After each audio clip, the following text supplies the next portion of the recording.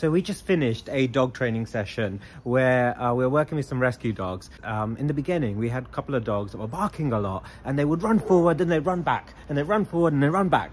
And it was like, whoa, this is really stressful for the dog. Or the dog is frustrated, or the dog is fearful, or the dog is anxious. And one of the things that I found a lot in our field, especially in the companion animal world, is we're really focusing a lot on trying to read the animal's emotion all the time and trying to train emotion that we can't access. And this might be a little bit controversial because a lot of people's recent learning history is so focused on, we need to know what the animal is feeling, we need to know what the animal is thinking, we need to focus on reducing stress. I agree, I want my learners to be less stressed, I want my learners to feel happier, but I have no access to the information about how is my learner feeling right now, are they happy or sad? Now you could say, well, we could read the dog's body language. Well, that is true, but what is body language? Body language is behavior, and behavior is the action of an organism, what they're doing. And if we say the behavior is governed by rules such as operant and respondent learning, so behavior can change based on selection through consequences, then that kind of changes how we think about body language, because often we think body language and we throw the rules of behavior out the window. We think, when we think body language, behavior is fixed and invariant, but that's not true. Body language is behavior, and behavior can change. So a learner can learn to change the function of their behavior based on the consequences and the outcomes they receive for behaving in that way. And so I remember we had a cat who would pee on soft furnishings. And the peeing had started around the time the cat got a urinary infection. And the cat was treated, urinary infection disappeared, but the cat carried on peeing everywhere. Now we could make up a story and say, well, it's because the cat had pain and this and that and the other. Or we can start to look at what are the current conditions that shape that behavior? What are the ABCs? What reinforcement is maintaining that behavior? And this is where I think a lot of trainers who are so focused nowadays are taught, oh, it's not about operant conditioning, you have to look outside, you have to focus on so many other things. We start making up these stories. And when we start focusing on, wait, let me look at the animal now, let me look at the conditions that are reinforcing that behavior now. What we learned with the cat was the family had a baby and they weren't spending as much time with the cat. And also every time the cat went to pee on a soft furnishing after the infection had finished, they would open the door, or they would go and put some food in the cat bowl, or they play with the cat to distract the cat. So if we look at the current ABCs, the antecedents, the behaviors and consequences, the current consequences that were occurring was a lot of attention, either through food or going outside. And then we started to give the cat other ways to get attention when the cat was doing other behaviors, and suddenly the urination went down. And so it was really easy to make a story about this cat is stressed, or this is happening, or that is happening. But sometimes we need to think parsimony. As scientists, we rule out simple explanations first before we jump to more complex explanations. And that's what we are. We're scientist practitioners. We practice using scientific philosophies, and we have to bring them to our everyday work. And so I'm going to say, really, what's important with the dogs we worked with is some of the trainers were like, well, if the dogs are barking, they're a bit stressed in the session. Well, why are they stressed? Or what we're calling stress? We're inferring that they're stressed. Well, because of the reinforcement contingencies that are occurring, sometimes we try to reduce stress and we do things like, oh, I'm going to distract him, or I'm going to help him out. Well, what does helping out mean? By helping out, you could be reinforcing those behaviors.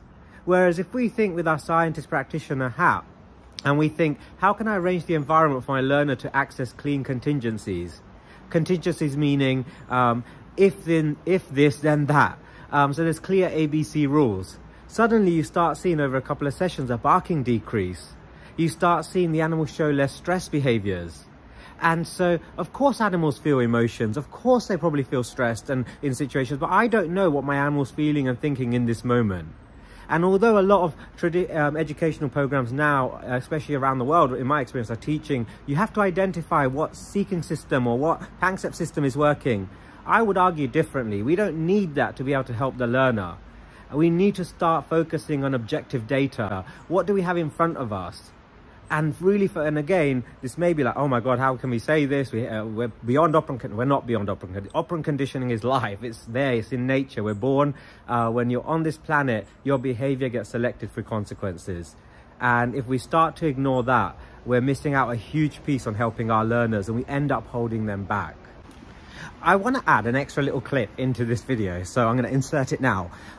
So I want to give a shout out to Kim Wilkins, who used to be at Yorkshire Wildlife Park, and she is an amazing trainer. One of the examples, like I used in this video clip, is talking about if we're just focusing on emotion that we can't access, then we can go really wrong. And sometimes as trainers, as dog trainers, a lot of times we hear people say, oh, the animal's been doing this for many years, it's going to be hard to change, or that, oh, the operant conditioning only works for like easy behaviors, not for massive behavior problems. But again, behavior is governed by the same rules regardless of its topography.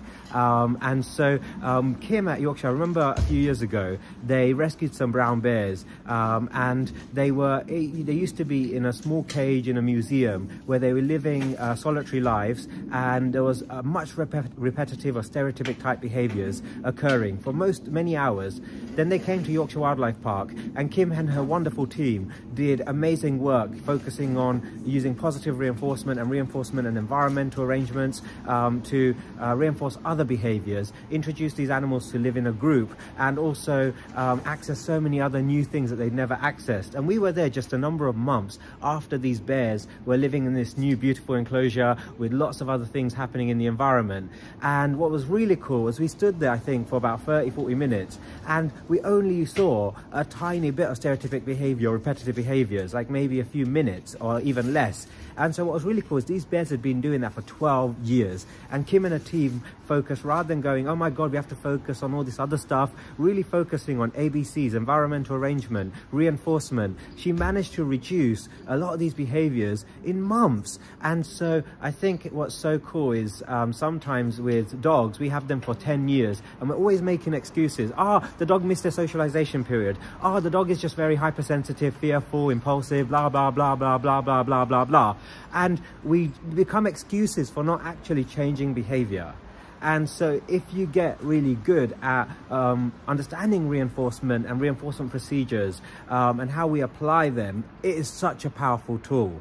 And so I just wanted to add that example in because it really gets you thinking differently about when we work with certain problem behaviors and we think, oh, that's severe and we need something different. So something to think about. Let me know in the comments below what you think. I'm loving my time here at the Rescue Center in Vienna. Check out their website, check out what they're doing, because they're doing some really, really cool training and behavior work and managing the animals under their care. I'll post the link in the comments below. See you later.